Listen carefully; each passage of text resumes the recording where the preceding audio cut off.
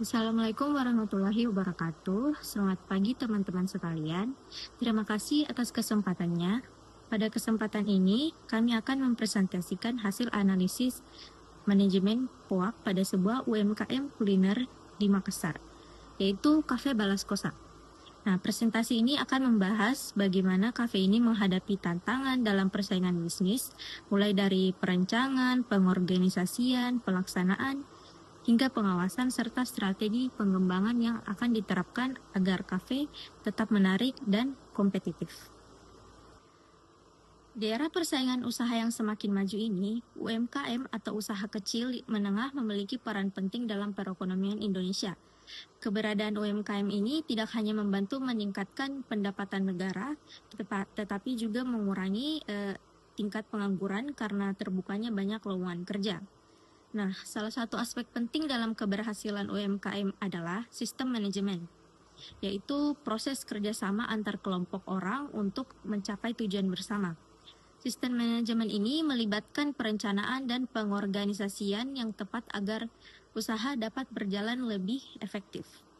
Nah, di sini kelompok kami mengambil salah satu UMKM yang berlokasi di Makassar, yaitu Cafe Balas Kosa. Kafe ini dikenal menyediakan kopi berkualitas dan menawarkan suasana nyaman bagi pelanggan yang ingin bersantai. Namun, dengan meningkatnya persaingan di industri kafe, Balas Kosa menghadapi tantangan terutama dalam hal penataan ruang dan pengembangan fasilitas. Kafe ini ingin menata ulang tata letak agar lebih efisien dan menarik, menambahkan ruangan privat atau rapat atau untuk pertemuan, serta memperluas menu makanan agar menjadi destinasi kuliner yang lebih lengkap bagi pelanggan. Oke, baik. Pada kesempatan kali ini saya akan memaparkan hasil analisis penerapan metode POAK pada manajemen UMKM, khususnya pada Cafe Balas Kosa. Tapi sebelum memaparkan lebih lanjut, kita harus mengetahui dulu nih, apa itu POAK. Jadi, POAK ini merupakan akronim dari 4 fungsi utama dalam manajemen, yakni ada planning atau perencanaan, ada organizing atau pengorganisasian, ada actuating atau pelaksanaan, dan juga ada controlling atau pengawasan dan evaluasi. Jadi 4 poin fungsi utama ini menjadi kerangka kerja yang sekiranya dapat membantu kita untuk mengetahui bagaimana sih cara kerja usaha ini, mulai dari dirancang, bagaimana cara pelaksanaannya, dan juga bagaimana cara evaluasinya yang akan dilakukan secara terstruktur. Oke, kita kembali lagi pada hasil analisis. Jadi berdasarkan hasil wawancara dan observasi lapangan yang dilakukan tim kami mengidentifikasi beberapa poin yang sekiranya dapat dianalisis menggunakan metode pendekatan POAK. Tapi pada khusus bagian ini saya hanya akan memaparkan 2 poin fungsi utama dari POAK, yakni ada planning dan juga ada organizing. Jadi pada tahap planning atau perencanaan kami mengidentifikasi sekiranya ada 3 permasalahan di Cafe Balas Kosa itu. Jadi permasalahan pertama itu layouting ruangannya atau tata ruangannya tuh masih kurang efisien kata pemiliknya, karena kayak layoutingnya tuh membuat looks kafenya tuh masih terlihat spacey atau terlihat kosong, dan juga tidak adanya fasilitas ruang rapat atau ruang VIP, dan juga menunya ini masih tergolong kurang bervariasi.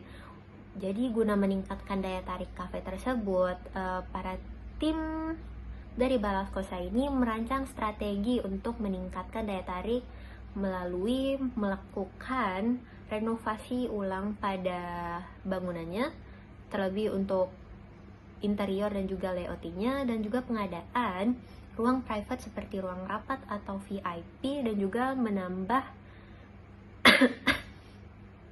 menambah variasi menu yang sekiranya mengikuti tren kuliner yang ada.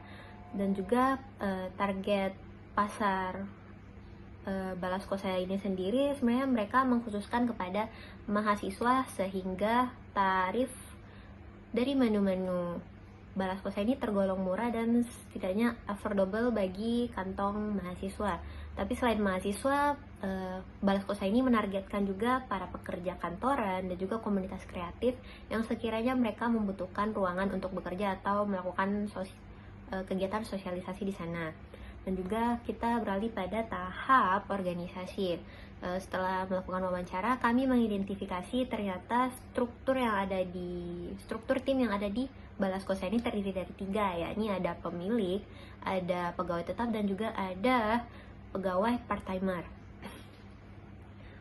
Yang dimana pemiliknya ini terdiri dari 2 orang, suami istri, dan juga ada 1 pegawai tetap, dan juga ada 3 orang pegawai part-timer. Jadi struktur organisasi Cafe Balas Kosa ini tergolong sederhana tapi cukup fleksibel untuk skala UMKM. Meskipun jumlah sumber daya manusianya terbatas, mereka mengusahakan fleksibilitas ini menjadi kunci utama untuk pengorganisasian struktur yang ada di sana. Jadi setiap anggota yang sekiranya shift pada jam pengelolaan itu, mereka akan mengerjakan beberapa job desk seperti kasir merangkap waiters dan juga barista. Jadi perannya mereka itu disesuaikan kebutuhan pada jam operasional tersebut sehingga dapat berjalan lancar dan adaptif sesuai situasi dan kondisi. Sekian dari saya. Selanjutnya yaitu masuk pada tahap actuating, di mana kafe mulai merealisasikan apa yang sebelumnya telah disusun. Yang pertama, dilakukan renovasi dengan mengatur tata letak meja, kursi, dan menambah dekorasi sederhana, serta memperbaiki pencahayaan agar suasana lebih nyaman.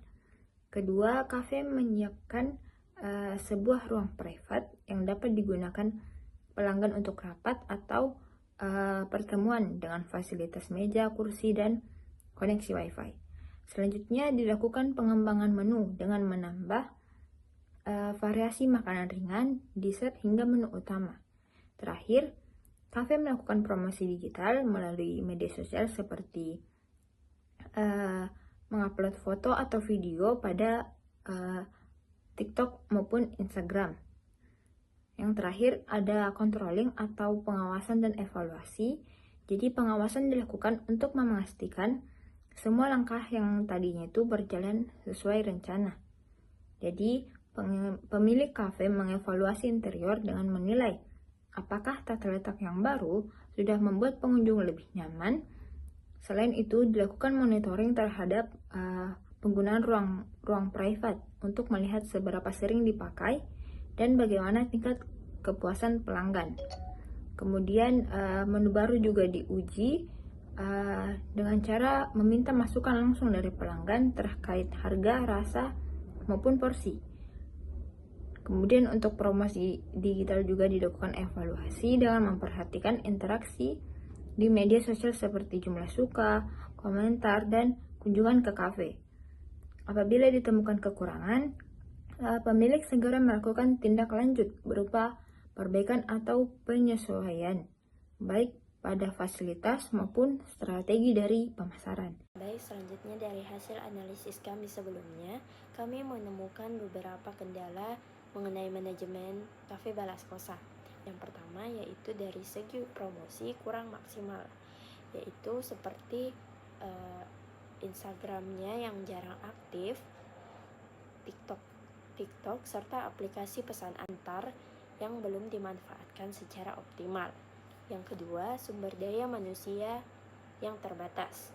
Di Cafe Balas Kosa hanya ada 1 pegawai tetap dan sisanya part-timer sehingga tidak konsisten.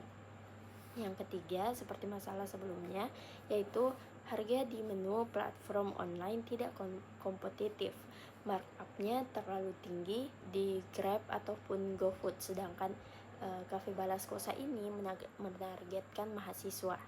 Yang keempat, desain interior belum optimal, di mana ruangan terasa kosong atau lebar dan belum ada area privat atau VVIP yang bisa digunakan untuk rapat dan sebagainya.